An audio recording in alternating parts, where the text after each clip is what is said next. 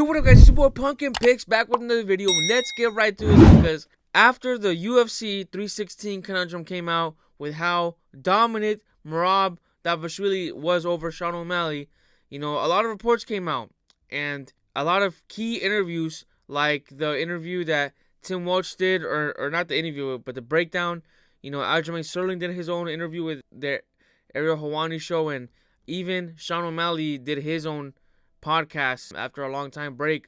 But I wanted to talk about this dude right here, Tim Welch, because I'm a big fan of Tim Welch. I think he has I think he's just an entertaining person, but I basically have been watching the Sean O'Malley podcast since I think when it first started, which was like in 2018. It's been up for a while. I still remember like in the beginning of my college days being like getting up every single day, or every single, I think it was Tuesday they'll drop it. But I'll just listen to the Sean O'Malley podcast and even his podcast, the Red Hawk Recap. And this dude, he says a lot of crazy stuff, and I think because Sean O'Malley and Tim, they both surround themselves with people that they basically brought up. Like they make it where whatever they say is like 100% facts. So there's no like denying what Tim Welch says. And after the first UFC fight against Merab, they wanted to blame the hip labrum, I think it was, where Sean O'Malley was injured. And even with the Aljo fight, they said all they couldn't stop talking about is how they fought with an injury. And now after this fight, they said nothing about the freaking about the Chito Vera fight, and it was because Chito Vera, against that fight, he had a freaking masterpiece. And even though O'Malley beat and knocked out Aljamain Sterling, he lost the first round. And if you look at the whole fight in general, it wasn't the best fight for O'Malley, I would say. But after the Merab fight, the second Merab fight, Tim Welch is calling for more injuries. He said that the training camp wasn't going the best, and that he has more injuries that they didn't want to talk about. Like, I'm just saying, why even bring this up? Why? And the problem is, look, I'll just play this part right here. Again, people have no idea the type of the shit that all these fighters go through. But even Suge, this fight, some stuff we didn't even talk about that he was battling through, mental demons that he was battling through, still shows up in an arena packed. That arena was absolutely insane. So much pressure. Okay, so he didn't necessarily say it was, because of injuries, but he was just saying mental demons and all that stuff. I just keep saying, like, why even bring this up? And the thing is that you go back to that UFC fight, or you go back to when the coaches are supposed to step in and say things to motivate their fighters. I just felt like this is the second time where you've seen Sean O'Malley kind of looking for some coaching advice.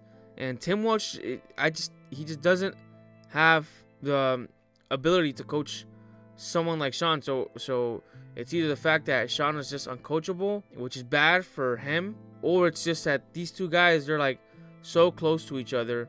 And basically, like, you need some sort of separation. I think there needs to be, I don't necessarily believe in hierarchy, but there needs to be someone that you can respect, and like in some sort, they need to have some type of seniority on you. Is that a word? I don't know what it is. I don't know if it's a word, but they need to have some type of wisdom over you.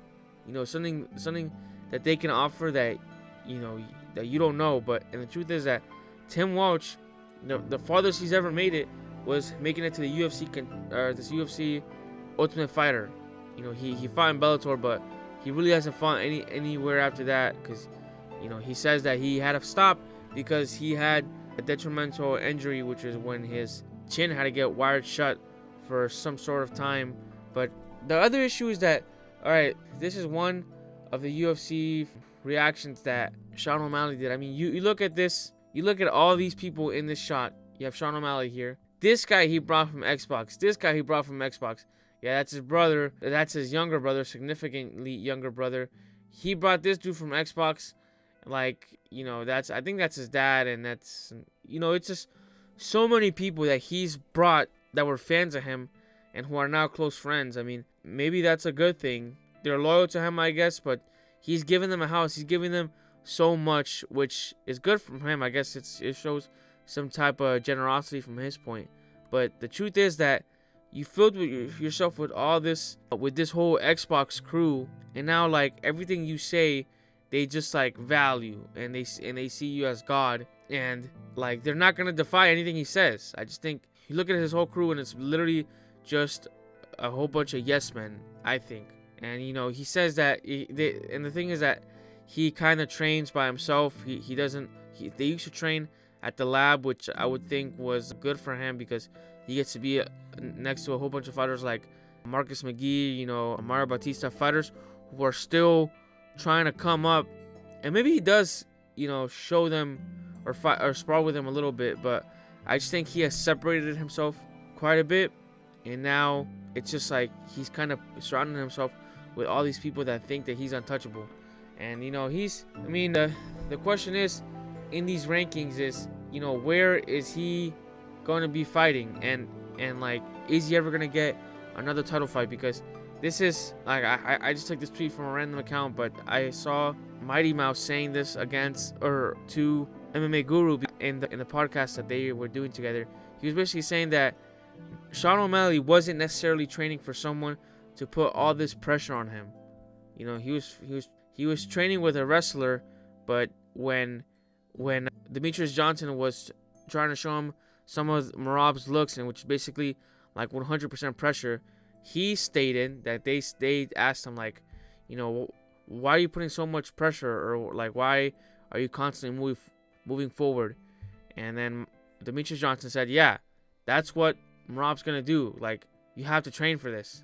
But I don't think he wanted to say that when they were just a couple, like 1 or 2 weeks out of the fight. He said something like that. I can't 100% recall it, but it was along that category.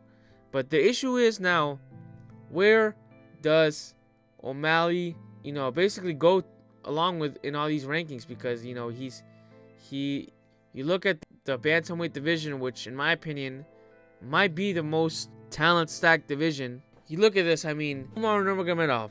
Do you see him winning that fight? I wouldn't think so. Peter Yan, I think he kind of, the first fight was a robbery. So in a different scenario, that fight could easily go to Peter Yan. But, who knows who has improved more. Corey Sandhagen, I see Corey Sandhagen honestly taking Sean O'Malley down and basically dominating him in the ground. Song Yadong, that might be a good fight for O'Malley, but there's a good bit of these fighters that just can take O'Malley down. And I think even if he goes to 145, like, you have Aljamain there, he's good. I think in a rematch he wouldn't lose to Sean O'Malley, although Aljamain Sterling's already like 36 now. He's aging. Oh no, it's right here. Brian Ortega, Movsar Evloev, Yair Rodriguez, that would be a sick fight. I just think there might be bigger fights for O'Malley to go up, but I just don't ever see him being champion.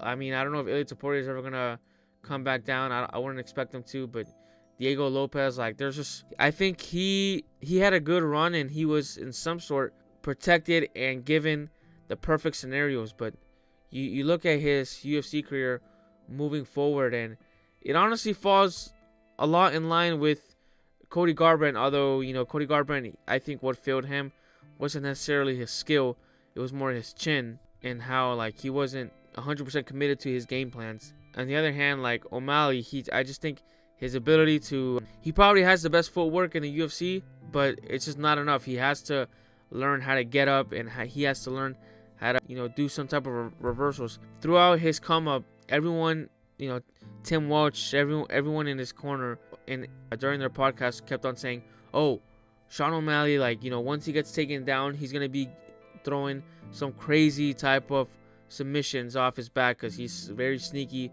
with his submission skills, specifically off his back. But we've seen that he's not. He kind of looks for the triangle, and if he doesn't, he just tries to keep the other person or the other fighter in guard. So there's nothing special. But where does O'Malley fall from here? Honestly, I think if the UFC can give him 1 or 2 easy matchups, and I think Merab, he's gonna run through the division a little bit more. I could easily see them trying to give him another rematch once Merab has been exposed more or has done a little bit more wear and tear, where he kind of gets chinned and his, because Merab is 34 years old. He only has a couple more years, 1 or 2 years max as being a champion. And I feel like it feels weird because Merab already basically cleaned out the whole division, but and like you think of his title run, it already feels like it's been such a long title run. It hasn't even been a year, but he's already cleared out the division. I mean, the only person he has left to fight really is Corey Sandhagen, Song Yadong. I mean, I guess he has a couple more fighters. Davison Figueiredo, Marlon Vera. Actually, he has a good bit of fighters that he can still fight. But yeah. Anyways, guys, if you guys like these videos, follow me on TikTok. Subscribe to my YouTube channel, Pumpkin Picks. Or sorry, subscribe to my TikTok, Pumpkin Picks. A link is in the description. Pumpkin Picks. Ow!